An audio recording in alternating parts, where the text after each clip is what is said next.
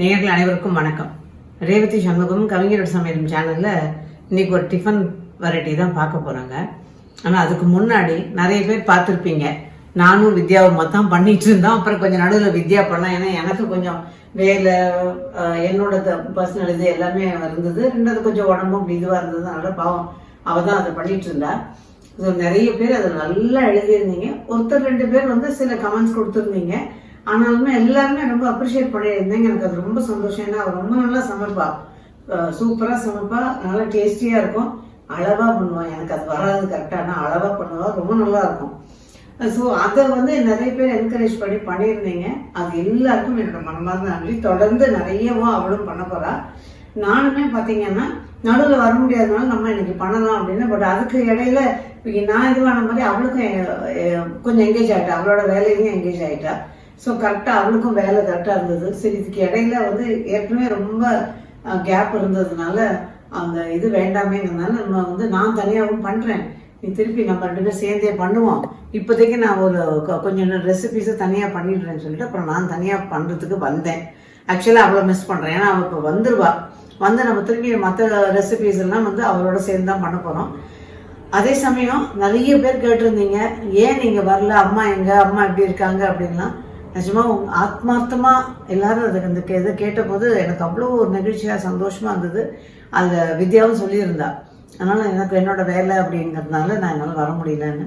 So என்னை இவ்வளோ அன்போட என்னை எல்லாம் எதிர்பார்த்த நேர்களுக்கு என்னோட மனமார்ந்த நன்றிகள்.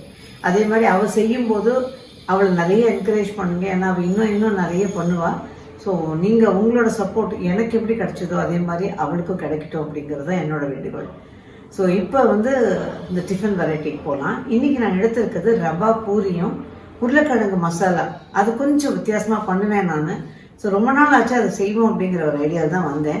இதுக்கு நான் வந்து பாம்பே ரவை தான். பாம்பே ரவை வந்து 1 கப்பு 1.25 கப்பு எடுத்திருக்கேன். நான் 1 கப்பு இல்லை 1.25 கப்பு எடுத்திருக்கேன். இதுக்கு சும்மா ஒரு 2 குட்டி டீஸ்பூனால ஒரு 2 டீஸ்பூன் நெய்.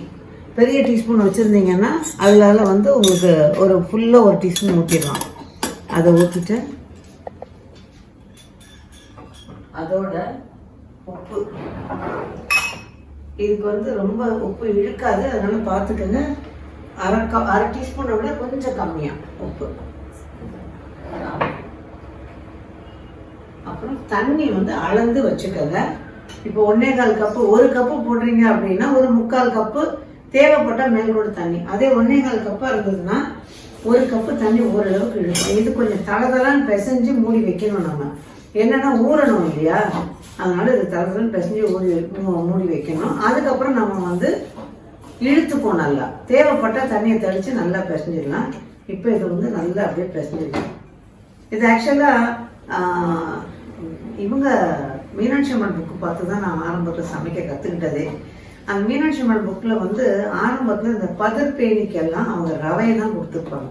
தேவைப்பட்டால் மைதா பண்ணிக்கலாம், அப்படி இல்லைன்னா ரவையில் பண்ணுங்கன்னு தான் கொடுத்துருப்பாங்க. ஏன்னா ரவையில் வந்து இந்த மாதிரி பிசைஞ்சு வச்சுட்டு இடிக்கணும், தேங்காய் எண்ணெய் போட்டு இடிக்கணும். அப்படிதான் நான் ஆரம்பத்தில் அவங்க புக்கை பார்த்து பண்ணதுனால அப்படியே பண்ணி தான் பழகிக்கிட்டேன். ஸோ அதில் வந்து இந்த பூரியாக பண்ணால் என்ன நல்லா இருக்கும் அப்படின்னு தோணுறதுனால எனக்கு அது சரி, அது பூரியாக பண்ணலாமே. பட் ஆக்சுவலாக இது வந்து என்னோட வெரைட்டி ஃபாஸ்ட் ஃபுட் புக்கு யாராவது வச்சுருந்தீங்கன்னா இருக்கும், அதில் நான் கொடுத்துருக்கேன். அவ்வளோதான். லாஸ்ட்டாக இது தளதளம் லேசாக பிசைஞ்சு வச்சிடலாம். இது நேரம் ஆக ஆக கொஞ்சம் இழுத்துக்கும். அப்போ உங்களுக்கு அது சரியாக இருக்கும். நான் 1.25 கப்பு போட்டதுனால 1 கப்பு தண்ணி எடுத்திருக்கேன். அதில் ரொம்ப போனால் கூட உங்களுக்கு ஒரு 1 டேபிள் ஸ்பூன் தண்ணி மீந்திருக்கும். அவ்வளோதான். இப்போ இது மூடி வச்சிடலாம். உருளைக்கிழங்கு மசாலா எப்படி பண்ணுறதுன்னு பார்த்துட்டு இது ஊறிடும் அதுக்குள்ளேயே, அதுக்கப்புறம் எனக்கு பூரியை பண்ணும். இப்போ உருளைக்கிழங்கு மசாலா பார்த்தீங்கன்னா நான் ஒரு 3 சின்ன சின்ன உருளைக்கிழங்கா எடுத்துருந்தேன். பெருசாக இருந்தால் 2 எடுத்துக்கோங்க.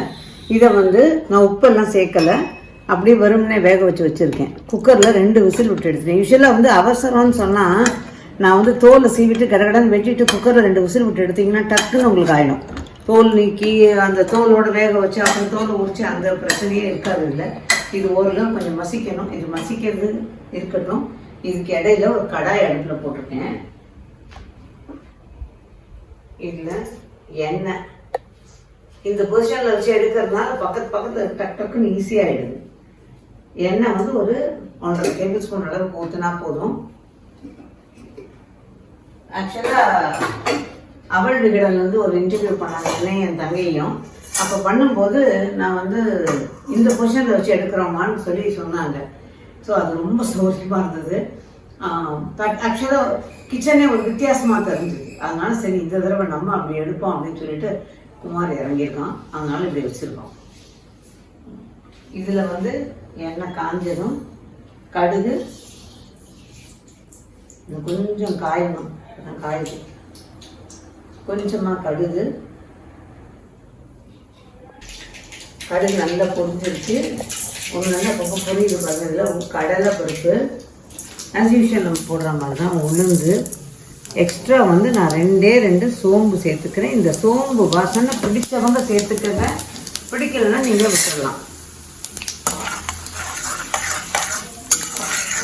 இது நான் எப்பவும் அதை வந்து வாய் ஓயாமல் சொல்கிற ஒரு விஷயம், இளம் வறுப்பாக வறுபடணும், நிறம் மாறக்கூடாது. ரொம்ப இந்த பார்த்திங்கன்னா கொஞ்சம் கரெக்டாக இந்த கலர் வரணும்.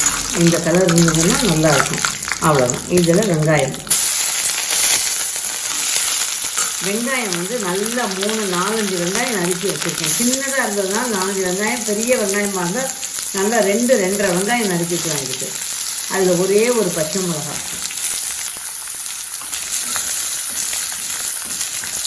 இதுக்கு வெங்காயம் நிறைய போடணும், அப்போ தான் நல்லாயிருக்கும். ஒரு 10 பல்லு பூண்டு. இந்த பூண்டும் சோம்பும் ஆப்ஷனல், உங்களுக்கு பிடிக்கலைன்னா விட்டுருங்க. நான் வந்து உருளைக்கிழங்கு வாயு சம்மந்தங்கிறதுனால நான் வந்து பூண்டு சேர்த்து, பொதுவாக பூண்டு நிறைய சேர்த்துருவேன். நான் பிடிக்காதவங்க நீங்கள் அதை விட்டுடலாம். வெங்காயம் ரொம்ப அப்படியே நிறமெல்லாம் மாறி வதங்கக்கூடாது, ஒவ்வொரு கொஞ்சம் வதங்கணும். இதில் வந்து கொஞ்சமாக உப்பு சேர்த்துக்குவோம். கொஞ்சம் அந்த வெங்காயம் வதங்குற வரைக்கும் உப்பு.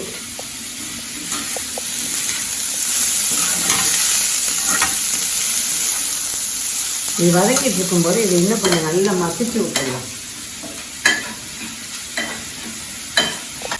இப்போ வந்து ஓரளவு வதங்கி இருப்பாங்க. இப்போ தனி மிளகாத்தூள் நான் வந்து நினைக்கிறேன், நான் வந்து மிளகாத்தூள் தனியாக, தனியாத்தூள் தனியாக அரைச்சி வச்சுக்கிறேன். அந்த மாதிரி தனியாக அரைச்சி வச்சுட்டு மிளகாத்தூள் வச்சு ஒரு ஸ்பூன் ஃபுல்லாக போட்ட மாதிரி கணக்கு வச்சுக்கலாம். அவ்வளோதான். இப்போ இதை மசிச்சு வச்சுருக்கேன் பாருங்கள். இதை மசிச்சது பாருங்க, ஓரளவு கொஞ்சம் நல்லா மசிச்சிருக்கேன். இந்த மசிச்சதில் கொஞ்சமாக கடலை மாவு, 1 டீஸ்பூன் கடலை மாவு, ரொம்ப வேணாம், ஜஸ்ட்டு ஒரு பைண்டிங் ஏஜென்ட் இது, அதனால் நான் 1 டீஸ்பூன் தான் போட்டிருக்கேன். அவ்வளோதான். இதை நல்லா கரைச்சிடுங்க. அதோடைய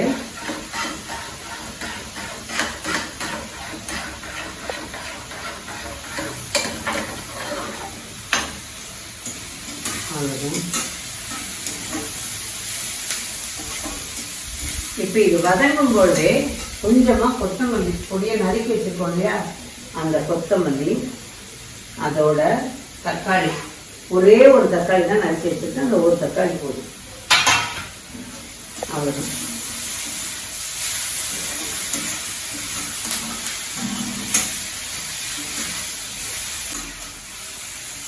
இப்போ இது வந்து நல்லா வதங்கிடுச்சு.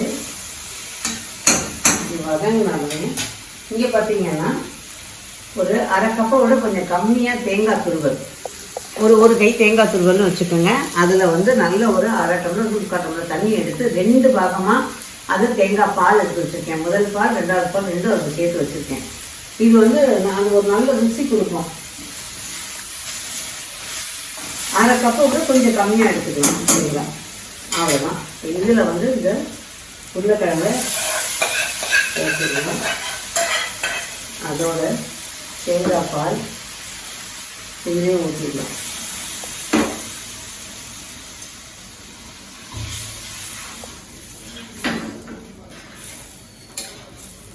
கொஞ்சமாக தண்ணி ஊற்றி அதில் ஊற்றிக்கலாம். ரொம்ப வேண்டாம், ஒரு 1/4 கப் அளவுக்கு தண்ணி ஊற்றிக்கலாம். கொஞ்சம் தளதளன்னு இருந்ததுன்னா நல்லாயிருக்கும். இது ஊத்துனதுக்கு அப்புறம் ஓரளவுக்கு கைவிடாம நம்ம கிளறிட்டோம்னா நல்லா இருக்கும்.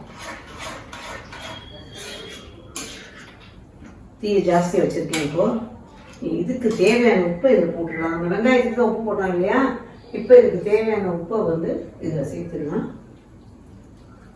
என் கைக்கு உப்பு தாங்க கூட வேணும், அதனால பார்த்து பார்த்து பார்த்து போடுறது நான். அவ்வளோதான். இனி ஒரு நல்ல கலகலன்னு ஒரு கொதி வந்தோம்னா இதை இறக்கிடலாம். அவ்வளோதாங்க. இதை அடுப்பு ஆஃப் பண்ணிடலாம். இதை எடுத்து வேறு பாத்திரம் மாற்றிடலாம். இதுக்கு இடையில இந்த மாவு ரெடி பண்ணிடலாம்.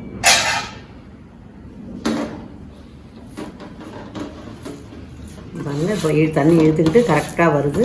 இப்போ நம்ம இதை கொஞ்சம் அழுத்தி பிசையணும்.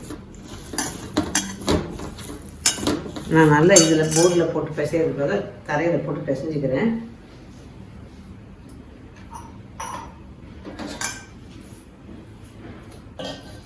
பிசைய இன்னமே உங்களுக்கு இறுகி கொடுத்து வந்துடும். ஆக்சுவலாக நல்ல ஒரு அரை மணி நேரம் ஊற விட்டுருங்க. 15 நிமிஷத்துலேருந்து அரை மணி நேரம் வரைக்கும் கட்டாயம் ஊறலாம். அந்த மாதிரி ஊறினா இன்னும் நல்லாயிருக்கும். இப்போ மாவு பார்த்தீங்கன்னா நான் இது மேலே கல் மேலே போட்டு நல்லா தேய்ச்சி பிசைஞ்சிருக்கேன். இந்த அளவுக்கு இருக்கணும். ஆக்சுவலாக தண்ணி ஊற்றி பிசையும் போது ஓரளவுக்கு தளதளன்னு பிசைஞ்சிக்கணும். அதிகமாக தண்ணி ஊற்றிட்டோம் அப்படின்னா ரொம்ப தளதளன்னு ஆகிடுங்க. திருப்பி நீங்கள் மாவு சேர்க்குற மாதிரி ஆகிடும். மெயின் ரவை சேர்க்குற மாதிரி ஆகிடும். அந்த ரவையும் நீங்கள் பிசைஞ்சு ஏறக்குறைய ஒரு 1/4 மணி நேரத்தில் அரை மணி நேரம் வரைக்கும் நல்லா தாராளமாக ஊற விடலாம். ஊற தான் தண்ணியை இழுத்துக்கிட்டு எக்ஸ்பேண்ட் ஆகி உங்களுக்கு நல்லா வரும்.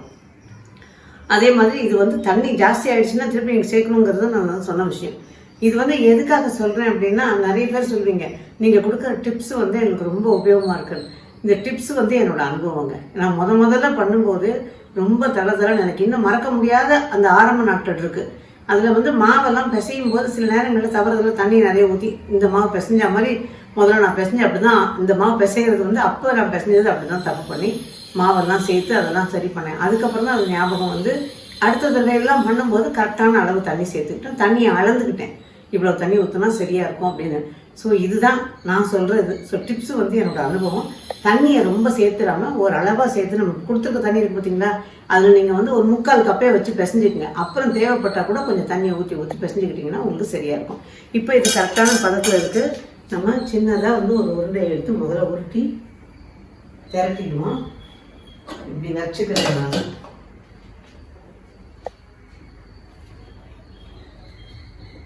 ஒரு பிளேட்டில் அடுக்கிக்கலாம். ஒரு பிளேட்டு கூட இது வந்து ரொம்ப மெல்லிசாவும் திரட்டக்கூடாது, ரொம்ப கனமாகவும் இருக்கக்கூடாது. நம்ம யூஸ்வலாக பூரி திரட்டுவோம் இல்லையா, அந்த அளவுக்கு இருந்தால் தான் இதுவும் சரியாக இருக்கும். எண்ணெயோட காய்ச்சல் எப்பவுமே வடை பூரி இதுக்கெல்லாம் எண்ணெயோட காய்ச்சல் ஓரளவுக்கு நல்லா இருக்கணும். அப்படி இருந்தால் நமக்கு ரொம்ப புகையை காயக்கூடாது, ஆனால் நல்லா காஞ்சிருக்கணும். பாருங்க, இது இந்த எண்ணெயை காய வச்சுருக்கேன் ஒரு பக்கம் கடாயில். இதை கொஞ்சம் தீயை தூண்டிடுறேன். ஏன்னா நான் திரட்ட போகிறேங்கிறதுக்காக தீயை குறைச்சிருந்தேன். இந்த எண்ணெய் காய்ச்சல் அது முதல்ல காமிக்கணும். எண்ணெய் காய்ச்சல் வந்து இப்போ பார்த்தீங்கன்னா தெரியும். நம்ம போட்ட உடனே நம்ம எல்லாத்துக்கும் சொல்கிறது தான், சின்ன வில்லு அது போட்டிங்கன்னா மேலே எழும்பி வரணும். வந்துடுது பாருங்கள், அந்த மாதிரி வரணும். இப்போ இந்த பூரியை இது உள்ளே போட்டு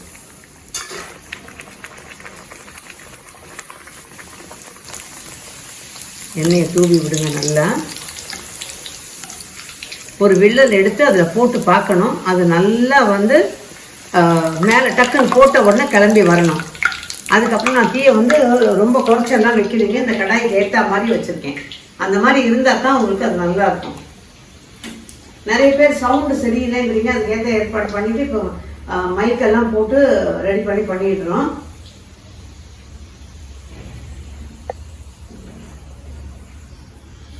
அவ்வளோதான்.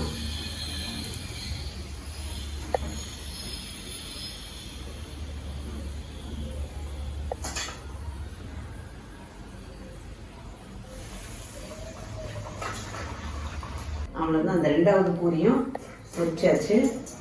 இப்போ இதை வந்து ஒரு டிஸ்பிளே பிளேட்டில் எடுத்துக்கலாம்.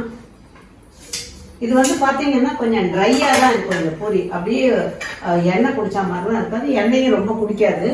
அது பார்த்தீங்கன்னா தெரியும், அந்த மாதிரி ட்ரையாக இருக்கும். அதே மாதிரி பிள்ளைங்க கேட்குற மாதிரி ஒரே நிமிஷம் மசாலா அதில் ஊற்றி வச்சுருக்கேன். பிள்ளைங்க கேட்குற மாதிரி இது வந்து நல்லா அடுப்பை புஸ்குன்னு நிற்கும். இந்த சப்ஜிக்கு அதாவது இந்த சைட் டிஷ்ஷுக்கும் இந்த பூரிக்கு ரொம்ப நல்லா இருக்குங்க. பொதுவாக இந்த சாதாரணமாக நம்ம போடுற கோதுமை மாவு பூரி கூட இந்த சைட் டிஷ் ரொம்ப நல்லா இருக்கும். கொஞ்சம் கொத்தமல்லி மேலே பார்க்குறதுக்கு அவ்வளோதான். ஸோ நல்ல ஒரு டேஸ்டியாக கொஞ்சம் கிறிஸ்பியாகவே இருக்கும் இந்த பூரி. ரவா பூரியும் ஒரு வித்தியாசமான உருளைக்கிழங்கு மசாலாவும் பண்ணியிருக்கேன். நேர்லான நீங்கள் வழக்கம் போல் இது எப்படி இருந்ததுன்னு செஞ்சு பார்த்துட்டு எப்பவும் உங்க எல்லாம் என்கரேஜிங்காக சொல்லுவீங்களே அந்த மாதிரி, அதுக்காக நான் வந்து நீங்கள் எல்லாமே நல்லா இருக்குன்னு சொல்லணும்னு நான் சொல்லலை. எப்படி இருந்ததுன்னு உங்களோட ஒப்பீனியனை கொடுங்க. இந்த வீடியோ பிடிச்சிருந்தா லைக் பண்ணுங்கள், ஷேர் பண்ணுங்கள், சப்ஸ்கிரைப் பண்ணுங்கள்.